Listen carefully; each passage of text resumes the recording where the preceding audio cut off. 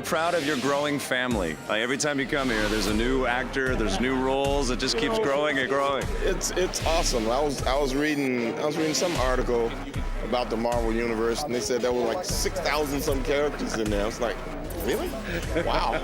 One of these days I gotta talk to 6,000 people. It'd be like a superhero concert or something. It'd be awesome.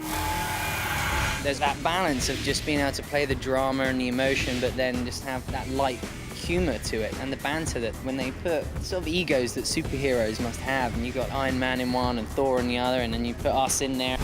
My guy's like super fast, and he's hot-tempered and frustrated. Everyone's so slow, and everyone just butts heads, and then you just get this beautiful magic. And Joss knows how to kind of play that. It's like a freaking Rubik's Cube, you know? To use every single character's voice. Like he is, I don't know how many voices he has going on in his head because there's a lot of us, and he's able to write well for every single character.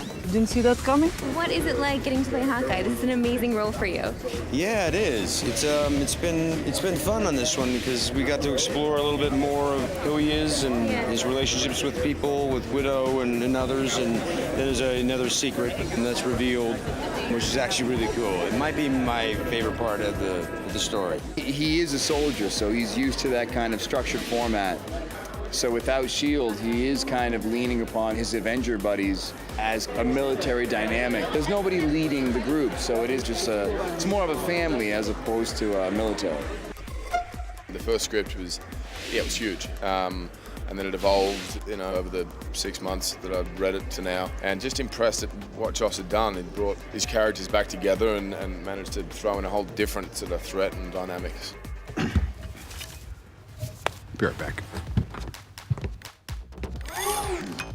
Tell me if you relate to this. I think we're responsible for entertaining ourselves in life. And Tony is kind of this cornucopia. There's always another angle on him. But I think Tony's ready for the next challenge, but he's also trying to make it so that it's not always on the Avengers when something goes down.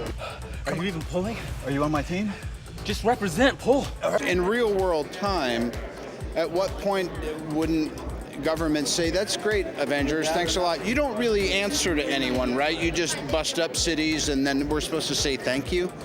I think that's the biggest innovation in Age of Ultron, is that we really start looking at it more in a real world view type situation, which to me always makes it more evocative and interesting. Anybody remember when I carried a nuke through a wormhole? No, it's never come up. Save New York? Never heard that. Age of Ultron, what Joss Whedon has done exceptionally well, I've never really seen it quite done like this before, is it really is a Swiss watch of character and action and stakes, and it's easily the best bad guy plot I've ever even read in a script, let alone gone out and shot. How could you be worthy?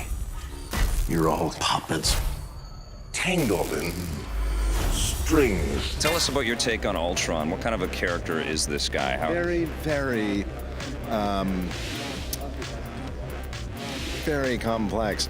Joss Whedon wrote a really interesting character, and he really used the comics as a jumping off point, and it turned into this robot who is a lot of the conflicts and idiosyncrasies and anger and fears and everything that are so human. And he's got a real biblical complex. He's a very complicated guy. There are no strings